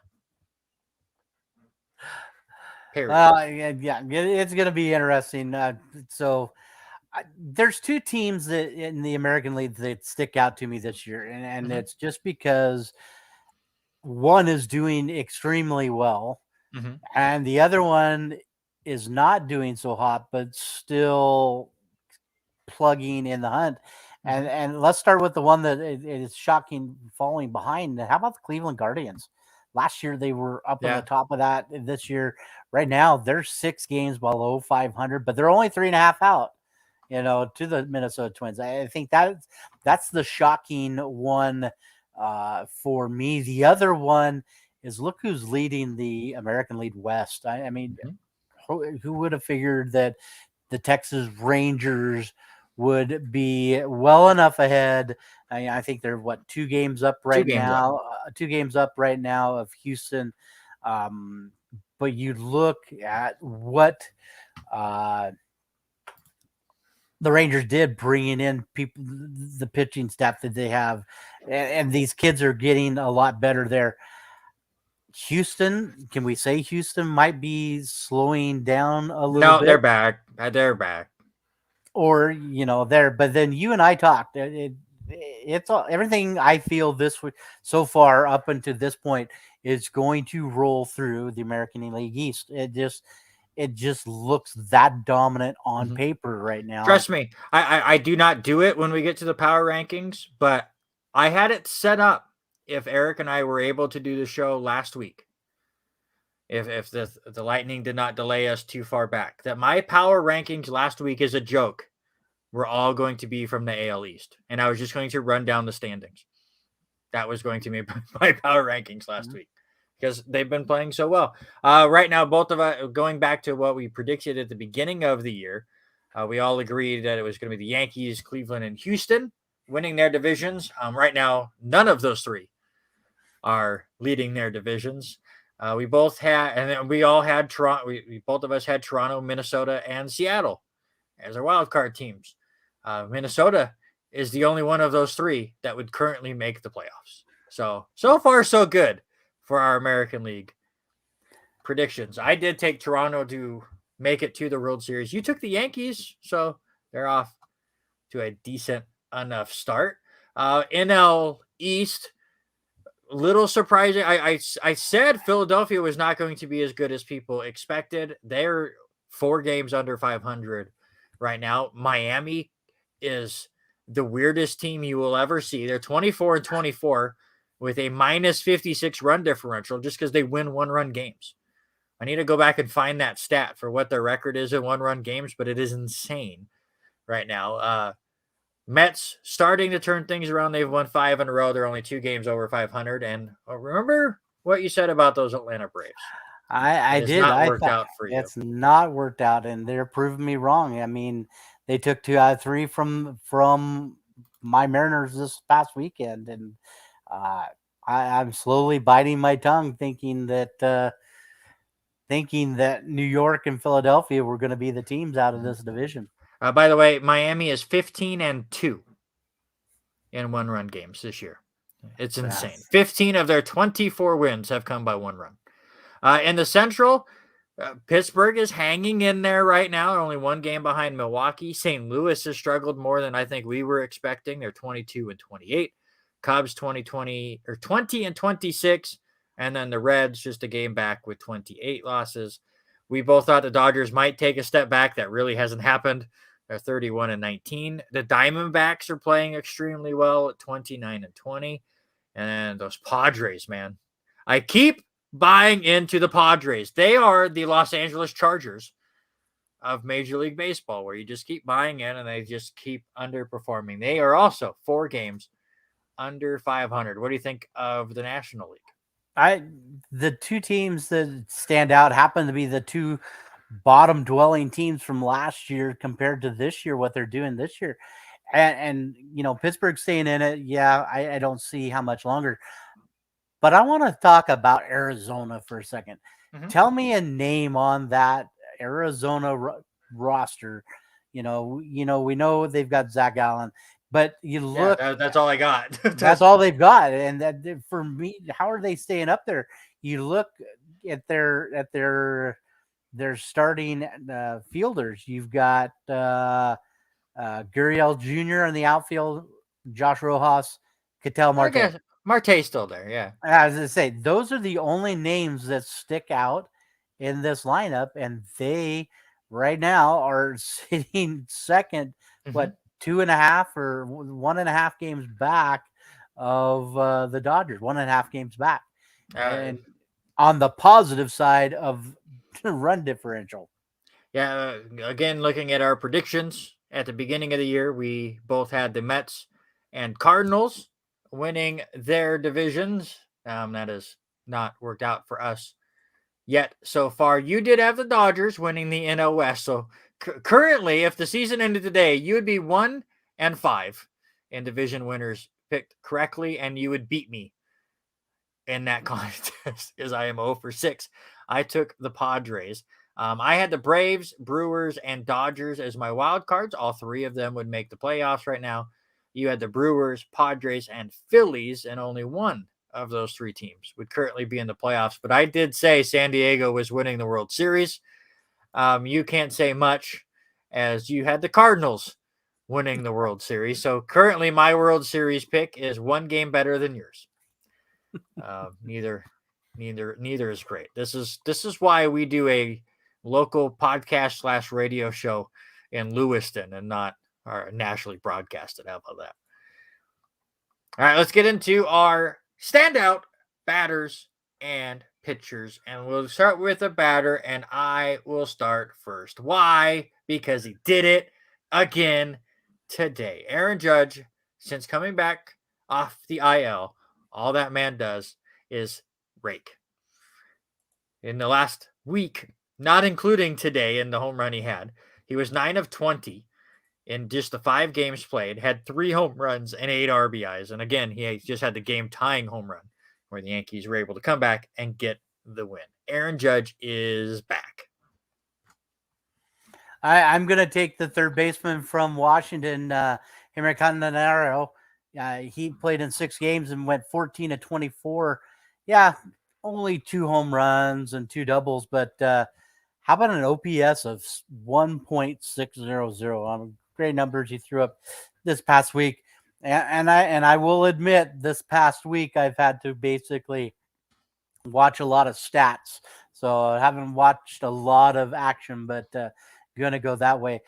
For me, for standout pitcher, I'm going to take the relief pitcher. I changed it. I had Lance Lynn, and I changed my idea. I'm going to go with Dylan Floro for the relief pitcher, the closer from Miami. 3 games. He had 3 saves and 3 save opportunities. Pitched to just 10 guys. Gave up 1 hit, 1 walk, and batters are batting .1. So, I mean, great shutdown for him this week in Miami. And like you said a few minutes ago, Miami who? And they have just been playing quite up and down all season. Sorry, I was trying to find. I don't know if this is going to be good or not. The 3-1. Swung on that. There it goes. Deep left. It is high. It is far. It is gone. He's tied the babe. It's a Judgian blast. His 60th home run of the year. Wow. All rise. Here comes the Judge. A little longer than I was expecting, but I'm trying to find a John Sterling soundboard while you were going through all of that. It's a Judgian blast. Judgian blast. Oh, Denny, your ears hurt? Hold on. The Yankees win. There you go. So, he's still, 4 home runs behind Pete Alonso, the other guy. Well, he missed a couple weeks. Crazy. Right. So Calm down. So we're he's 39 games in. What are we, 40, 50 games in? It's about He's got 14 home runs. So he's on pace for 48, 49. Yeah, I think that's about right. He'll get it up there. Whoops. My standout pitcher was Framber Valdez, starting pitcher for the Houston Astros, mostly because the pitching was not good this week. Looking through some of those stats, he had a complete game shutout, though, so congratulations to him. Only gave up 4 hits, struck out 7. All right, sir. Power rankings time. And Hit we me haven't with talked about power rankings since 2 weeks ago when Eric was here. Go ahead. And so my top three, my top two are going to stay the same. I'm going to say Tampa Bay. And yes, I still have Atlanta number 2, but I'm not trying to get on Danny's good side, but I'm going to move Baltimore up to number 3. Baltimore's been playing quite well, and drop the Dodgers down to 4, just flip-flopping those two around. And I am going to move the Rangers up into the number 5 spot. I mean, I think the number 5 spot is very, I don't want to use the term coin flippy right now, but you've got Houston there. You've got Texas right there. You've got New York starting to make their way back. You've got the Mets that are they're getting there. So I think right there, the number 5 is right now anybody's game. Yeah, I agree with you. I still think you're underrating Texas, as they have been playing extremely well, even with DeGrom being hurt. Their pitching staff's been great. They have a great offense, and I do think you having them at 5 is still just slightly low. But I will agree with your top 3. Tampa Bay, even though they have been sliding a little bit, are still a fantastic team, though this 20-1 loss may finally give us a reason to bump them out of this top spot. I have Atlanta really close at 2. Baltimore's right there. I have them at 3. I put Texas at 4, and I'm with you. That 5 spot completely wide open. I think I changed it 10 times. Even today, I kept flip-flopping through stuff. But I will stick with the New York Yankees. They've been red hot. They have the best record in May and are really starting to turn things around. Every team works through injuries. The Yankees work through theirs, starting to get healthy. Again, got Judge back a little bit ago. He's been blasting. Severino came back this weekend. Donaldson's about ready to come back. Stanton and Rodon are both getting closer. So we'll see where they go there. But yes, the Dodgers are right there. The Astros are right there. The Mets as well. You can go with the Brewers. There's a lot of really good teams. Top 10 would still have been difficult to kind of work through. But those are my top 5. Before we get moving any further, if anybody else is still listening and wants to vote, it is currently tied 1-1. But sports-related draft was the best sports day of the year. I had the first Thursday of March Madness, the Super Bowl, and then the Coca-Cola 600 Indianapolis 500, which happens this Sunday. Robert had MLB opening day, NCAA football Saturday after Thanksgiving, and then the Memorial Day with the NAIA World Series and Major League Baseball. All right, let's get into some more local stuff. And Lewiston has a new athletic director. Yeah, yes. There this morning, they made it known that they have replaced Corey Williams, who is staying in the district, but he's going to become a principal as they hire their new athletic director, Doug Henderson. Comes with 12 years of experience out of the White Pine League. So he is coached in the White Pine League. He's familiar with the area. He also was an administrator up at Moscow. So we do know that he has been in that kind of idea and realm of taking care of athletics. And so we're looking forward to that. And he's recently been at Southeast Christian School in Parker, Colorado. So local guy that has been here, knows the White Pine, knows Moscow School, coming back home. Colorado. So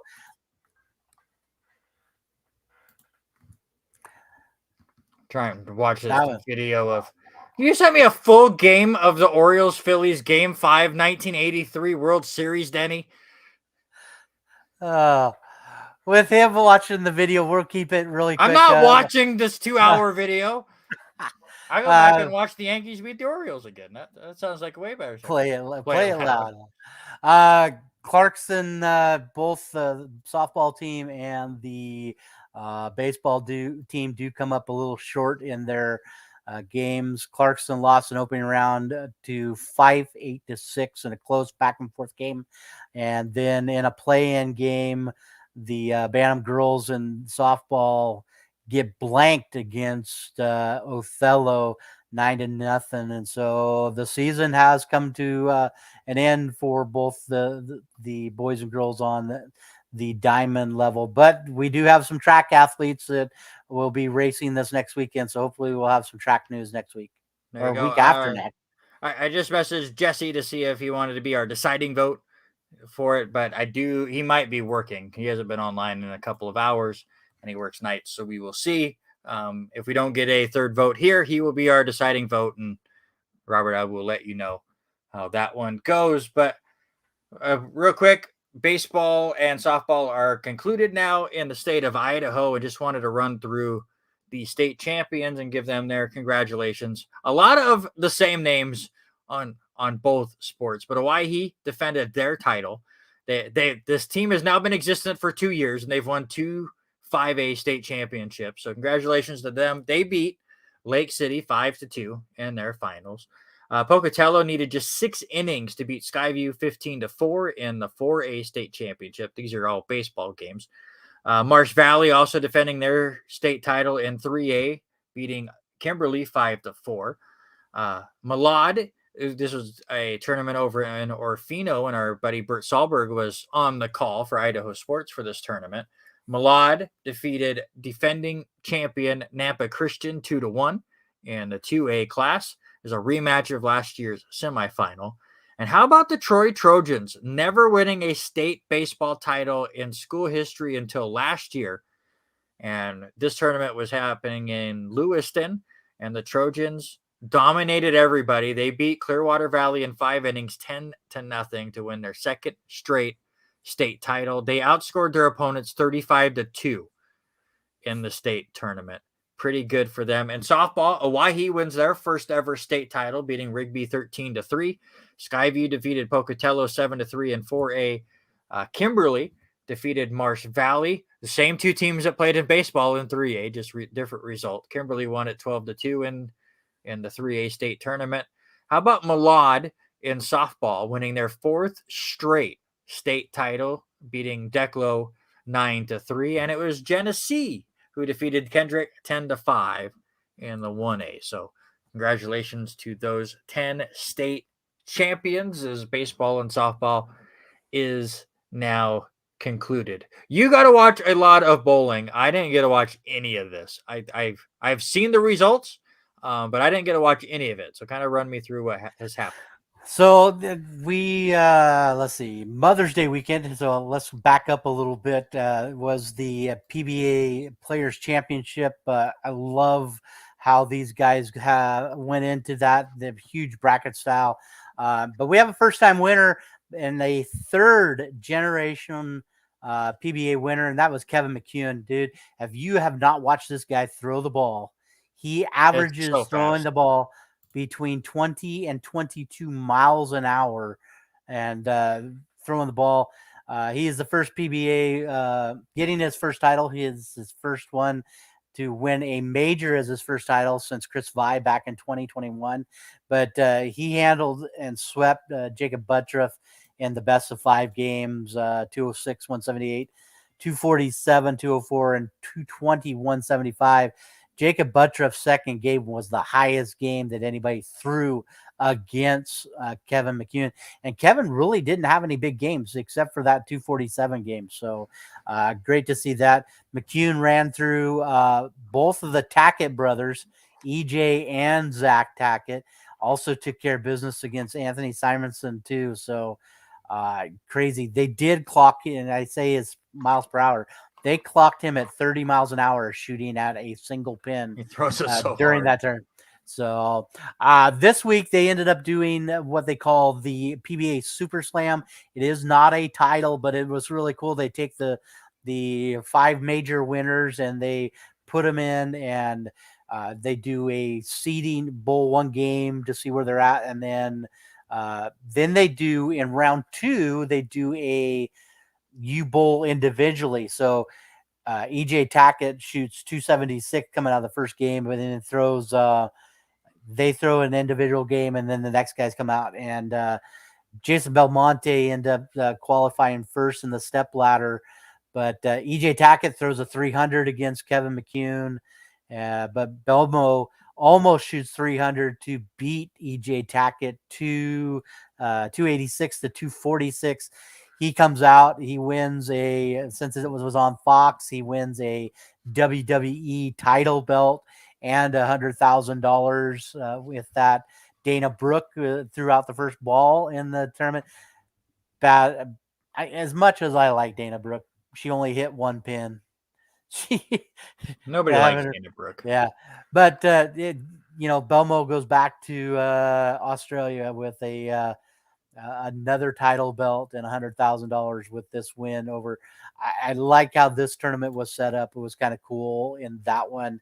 No TV for the PBA doubles championship, but Packy Hanrahan wins his second title along with Mitch Hoope winning his first title in that one. They were wire-to-wire winners in all of the in the double elimination format of the Marshall Holman, Mark Roth doubles championship.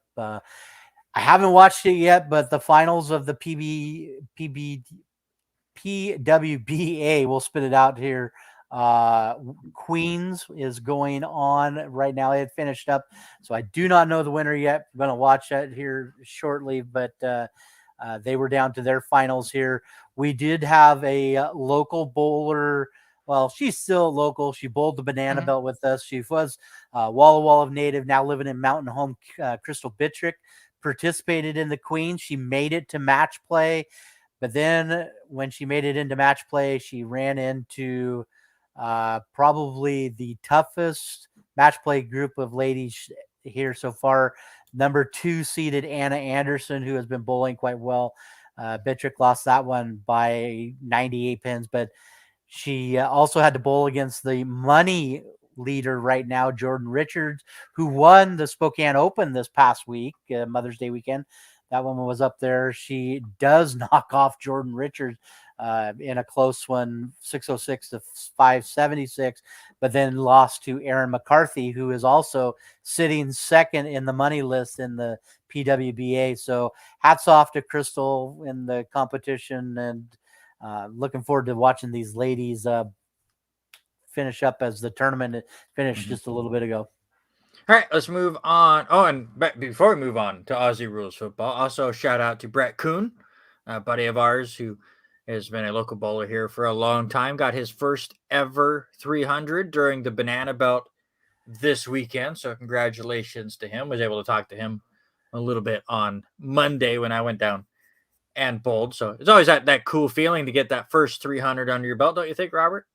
Well, I'm still looking. You were there. You shot the video. I just picked up the ball and threw it instead of getting set. 298 still there, but hats off to Brett, especially the way he bowled at nationals. He bowled actually the same squads as we did, different teams with the Olanders, and he, again, humbling experience down there nationals. So yeah, but it just makes you better. And it showed how he bowled this weekend, though. He said he didn't really want to talk about the other games they bowled, but he bowled pretty well for team. But let's get into it. Aussie Rules Football, and the only game that matters was the battle for who was going to win the wooden spoon. And it's not going to be Hawthorne, because this game counts as 7 wins, right? For you, you hope so. Yeah, Hawthorne destroyed West Coast 142 to 26. So when the Hawks play a really garbage team, they can do okay. It's just when they play everyone else, they can only play for a couple quarters before they give it all up. I'm behind on AFL, so I know it's going to be a tough one. Geelong loses their second straight, so falling apart. Maybe 5-5 right now. Eric's Western Bulldogs have won their last 5. They're now 7-3, sitting 6th place. Geelong lost their last 2, still sitting 7th, but you can say you've got one up on Mr. Harry Broadhurst, as his North Melbourne team have lost their last 8 games. So they started 2-0 and then now have lost their last 8. You look at the TV schedule for this one. Sydney takes on Carlton on Friday morning. Melbourne against Fremantle there Friday night, 9:10 Pacific time. It's And insane. Geelong, Geelong will take on GWS. That is an 11:35 game. So I'll go watch the Warriors and then come home and watch that for a couple hours. And then Collingwood will take on that North Melbourne team, number 1 against number 17. Let's not Don't watch know that how one. well that one, and it's on TV 10:20 Pacific time on FS2. I did get to watch about an hour or so of the end of the PGA Championship that happened over the weekend. Brooks Koepka, ended up winning it at 9 under. I hate that you put live here. Stop it. He's just a golfer. Just give it a rest. He wins his 3rd PGA Championship. It was a great back and forth there for a little bit. It was a 3-horse race. And then all of a sudden, Koepka birdies, and I forget who his playing partner was, got stuck in a bunker and ended up double bogeying, and that was just kind of the end of the line. He played with Hovland, did he not? Yeah, you're right. Hovland was his playing partner. But it was like the 16th hole that was the end of the line. A big 3-stroke swing there. The big story was Michael Block, and I did not watch the first 3 days of this tournament because I was at Boise. But I had messaged our buddy David about what was happening. But Block became kind of this like cult hero at Rochester, New York. The crowd was way behind him, and then he just dunks a hole-in-one, and then has a crazy up and down on the 18th, where he had to go up and down to par that hole to stay in the top 15, which then means he gets to play in the PBA Championship next year. And Eric is posting on there. Yeah, he did. Brooks Koepka has another one. I think the big thing for him, that is his 3rd PGA title. So he is now tied with Tiger Woods and Jack Nicklaus to ever win the PGA 3 times. So yeah, if you have not watched that shot, I did share it on our Facebook page. Make sure you go and check that out with that one. Charles Schwab Challenge coming up this week. Joel is slated to play. He's going to tee off at 10:30 with JT Poston and Taylor Moore. But bigger thing, I want to know, we both follow him quite a lot. And Gino got to play Oak Hill on Monday. Did you follow any of his videos? I got to watch some of it. Obviously, I missed bits and pieces and went back and looked. Looked like he had a fantastic day, much better second or back 9 than he had on the front 9. But he still would have beat what I would have shot by about 40. And that's if I didn't count some of the lost balls and just drop balls here and there. And just, yeah, especially if I scored it like Keith. If I scored it like Keith, then Gino would have only beat me by 40. Yeah. How about that? There you go. By the way, Jesse has responded. He is now looking through what we had in the draft. He will let us know who ends up winning this week. While we wait for that, again, NASCAR, they had their all-star race. I only watched some of the highlights. It didn't look that great. It was cool. It was at North Wilkesboro, an old track that they had used to go to. But I don't think it really nailed what they were going for. Again, the Coca-Cola 600 is on Sunday after the Indianapolis 500. A lot of racing this Sunday. But on Saturday, this is one of the days where I'm disappointed that WWE is a Saturday event, as I will be very much in the middle of the NAIA World Series. But Night of Champions is going on for the WWE. They are in Saudi Arabia for that event. I think AEW has a pay-per-view coming up, but nobody cares about that one. But what do you think of this card that we're about to have for Night of Champions? I would have thought we would have had a couple more bouts. Maybe they add a couple this week. I'm a little behind on Raw, so I have not watched Raw yet. So I don't know. Maybe we add a match or two. But I was shocked when we went through our notes, and we agree on all of them except for one. So I think I'm more excited for what is going to happen I haven't been part of the fan of, but maybe it is they're drawing me to it is the bloodline, the everything what's going on and the demise and what's going down with it. I have never been, I've picked against Roman Reigns, I think, in every one of our selection things that we've done for pay-per-views, but I'm curious how this one rolls out, and if we see things really crumble with the bloodline. But I'm also excited for the World Heavyweight Championship. The secondary title. Mm-hmm. The secondary. AJ Go Styles ahead. even says it is. Go ahead and play your Roman Reigns. Acknowledge me. Yeah, I mean, just it's the way it is. There are a couple of matches that you did not put on here that we will run through as well, but one match, and I'm sorry, I'll have to spoil it for you. The one match that we picked different is there's a reason for it that happens on Monday Night Raw, but it is Cody Rhodes versus Brock Lesnar. Who do you got and why? Real quick, because we got 5 minutes. Yeah, I'm going to take Cody just because he keeps saying he wants to finish the story. He's got to finish the story to move on and try to get after that new title. It's Brock Lesnar just for the fact that he in story broke Cody Rhodes' arm on Monday.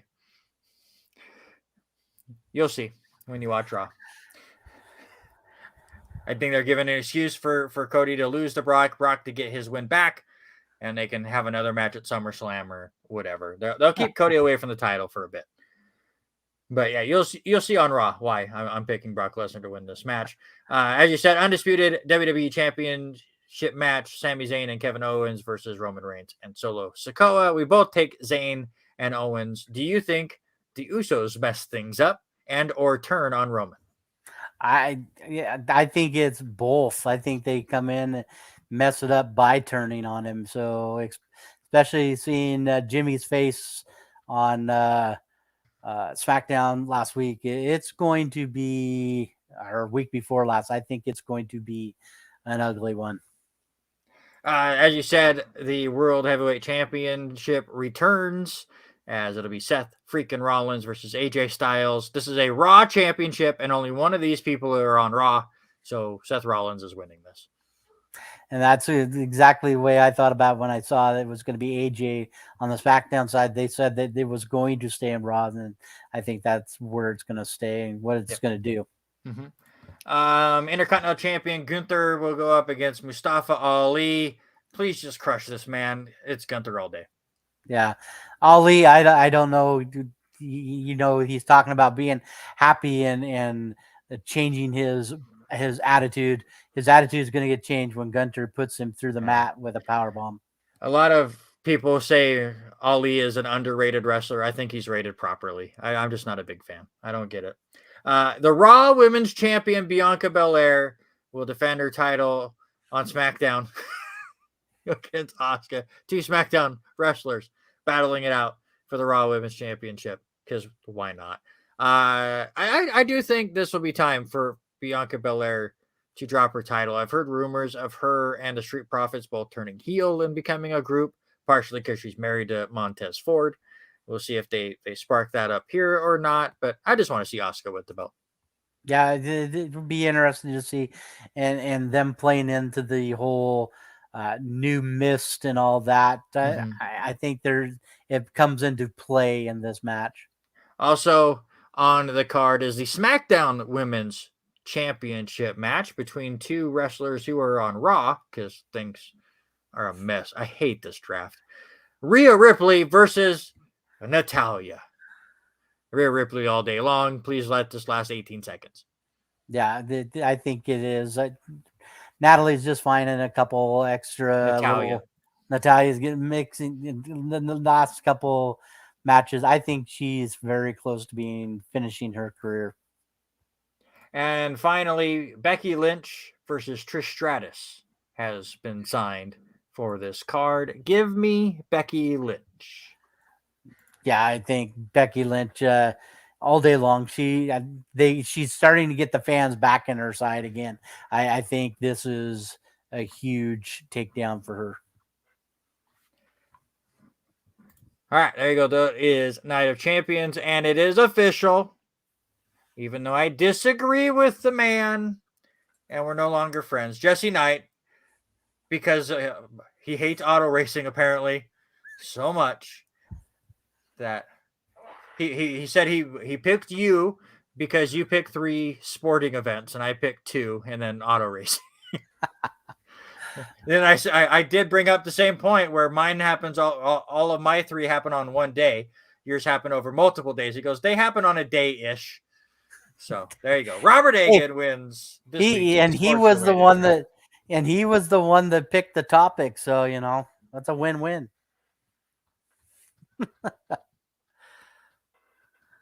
There you go. Robert snaps my 2-week winning streak. It's because we had all these weeks off and everything got all messed up. That is my excuse. Speaking of that, we will be off next week because of the NAIA World Series. So we will be back on June 6th. June 6th is when we'll come back, and then we'll be here every Tuesday at 6 p.m. for the month of June. July 4th lands on Tuesday. We won't be there for that one, but for most of the summer, we'll be here every Tuesday at 6 p.m. So we're going to go get some rest, get ourselves ready for Friday, where Denny Grubb will make fun of me for the whole week. But that doesn't matter, because you know what? Aaron Judge hit a home run. Volpe hit a sac fly, and the Yankees won today. So until we return in 2 weeks' time, that's Robert. I'm Randy. This is the R&R Sports Report, and we